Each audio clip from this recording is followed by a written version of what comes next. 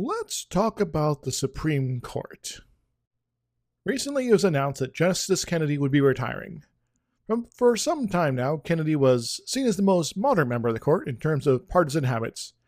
Now, it is important to note that being in the middle of the court does not necessarily make one a moderate, as Kennedy was considered to the right of Sandra Day O'Connor when she was still in the court, and at that time often seen as a conservative member of the court along with O'Connor herself. One of the highest profile rulings that I can recall, where these two joined the conservative side of the court, was of course the Bush versus Gore decision, where they sided with the candidate and soon-to-be President Bush against Gore in regards to the Florida voting issues. So to claim him as an actual moderate is perhaps misleading. Being the median in a group that skews heavily towards one direction does not necessarily mean one is the paragon of moderation by any means. And now Kennedy, for all his sort of not as extreme as other conservative justices, is now leaving. He is retiring from the court.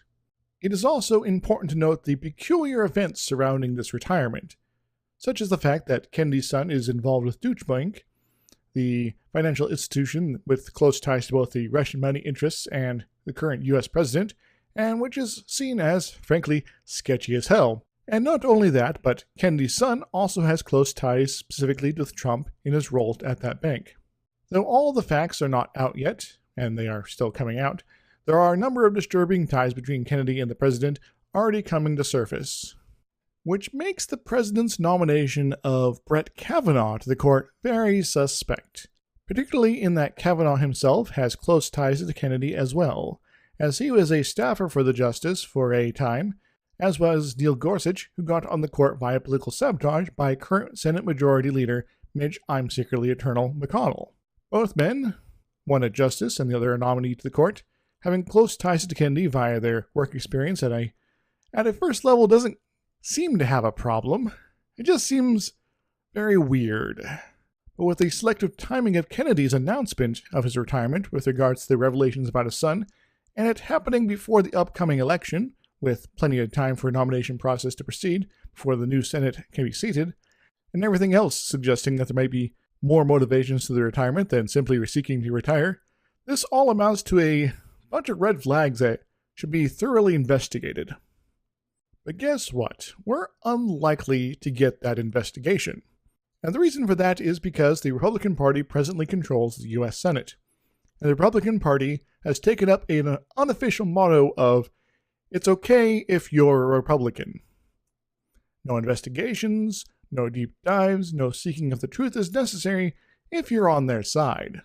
The only exceptions to this are when it's too obvious that it can't be ignored, or the rare cases when someone with more moral compass to them, who isn't a member of the Congress, decides to act to get things rolling, such as was the case with the special consuls who investigate Russian interference in the election. Yes, Rosenstein and Mueller are Republicans who are investigating other Republicans. These are the exceptions, it seems, in all this madness.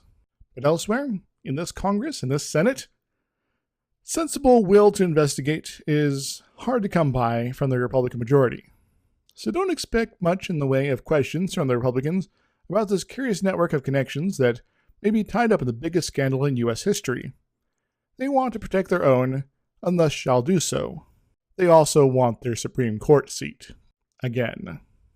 After all, the Republicans want Brett Kavanaugh on the court before the election, and certainly before the next Congress begins, because otherwise they might not be in a position to force through the nominations without properly vetting him.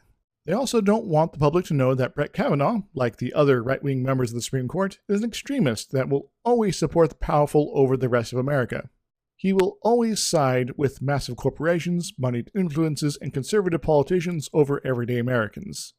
Heck, Brett Kavanaugh has explicitly claimed that the president should not be under investigation. Just in general. Because reasons, I guess. Which effectively means the president, any president, can do whatever he wants. Break the law, moving the levers of power, engaging in whatever corruption he likes without remorse, or straight up violating the Constitution as he sees fit, effectively making him a king and not a president. This is obscene. Brett Kavanaugh's positions are obscene from these few tidbits alone. And he's got plenty of other problems that make him a terrible candidate for the court. You see, it gets worse. He sided with telecom companies who are seeking to undermine and destroy net neutrality. He's argued the position that rules requiring businesses to be honest about what's in their products are somehow free speech violations, and he has pushed to restrict abortion rights during his time as a lower court judge. He's a pro-corporate ideological extremist, period. And unless something is done, he's likely to be the man to replace the so-called moderate member of the court. Yeah. So, what to do? If you, like I, find such extremism, such support for the few at the expense of the many, unpalatable, there is much you can do. Call your senators, and the senators in other states who might be persuaded. Unfortunately, there's not many that really fit the bill, but we gotta try. For you see, unless a justice opts to retire, it's a lifetime appointment. And this guy is rather young for justice at 53, so he could easily be on the court for 30 plus years, pushing the texture of American law towards the extreme right for the next few decades, joining up with Gorsuch, Roberts, Alito, and Thomas to run roughshod over your rights and the notion of good governance. Please, do something. Now, I wouldn't be me without a rundown of sorts of the likely outcomes of this. I'm not going to lie to you, the options are rather grim. But here's the scenarios I can think of. First scenario is, as I fear will happen. All the Republicans in the Senate vote as a bloc to support Kavanaugh, securing a majority and dooming any chances to rein in the excesses of power, or to protect fundamental rights for decades. Pretend moderate Republicans all vote in lockstep with their party leadership to support, again, the extremist option, thus demonstrating, once again, that they're really not that moderate at all. Like Justice Kennedy himself. Makes you think. And maybe a couple red state Dems join them because their vote no longer matters in terms of stopping this obscene justice nomination. So they opt to try to look independent, of their party in the highest profile vote of the year before an election. Kind of a dick move, but again, their votes really wouldn't matter one way or another in stopping this monster in this scenario, so I wouldn't be surprised if someone like Manchin opts to boost his cred back in West Virginia. In this scenario, the votes of the Democrats in the Senate, yes or no, don't matter and thus are kind of relevant as the Republicans already got the ones they need and Brett Kavanaugh gets on the court, and the next few decades result in a slow decline of consumer protections, rights, liberties, and safety for all Americans.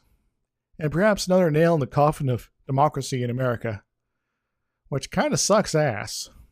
Second scenario, all the Democrats vote no, and one Republican votes no. Then Vice President Pence casts the deciding vote and Kavanaugh gets on the court anyway.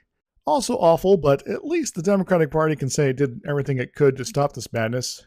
Moral victory perhaps, but not anything more than that. Third scenario, all Democrats and 2 Republicans opt to vote against Kavanaugh. This is a remote possibility, but would reset the clock on the president getting his extremists on the court. It's also the option that has Majority Leader McConnell probably seeing what's coming in this vote and opting to delay. If the deciding vote was a Republican up for re-election this year, the final vote might be after the election to help get that senator some breathing room so that the voters won't hold him or her responsible if they don't like the vote he decides on. So if delaying starts happening, this is what is going on and could easily turn into the second or first scenario after the election and before the new Congress is seated.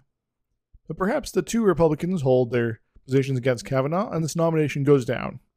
It would be a win, and kind of the one we should be pushing for. It's the one I'm hoping for, and the one we should be working on. Fourth scenario, some scandal actually breaks through and the nomination is withdrawn. This is fairly unlikely as, well, given the president has no shame when it comes to controversy, and any scandal is instantly turned into a reason to celebrate by the Republican propaganda machine. So this one probably won't happen or go anywhere if it does seem to look like it's happening. Fifth scenario is the least likely and basically involves 1 or more sitting senators not being able to vote on the Republican side due to sudden retirement or death, without replacements coming in of the same party in the foreseeable future to get the 50+1 votes needed to get the nomination through. Unlikely scenario, but figured I'd toss it in anyway. That's the path forward for anyone who is tired of having the notion of our government being of, by, and for the people taken away, piece by piece, is kind of bleak.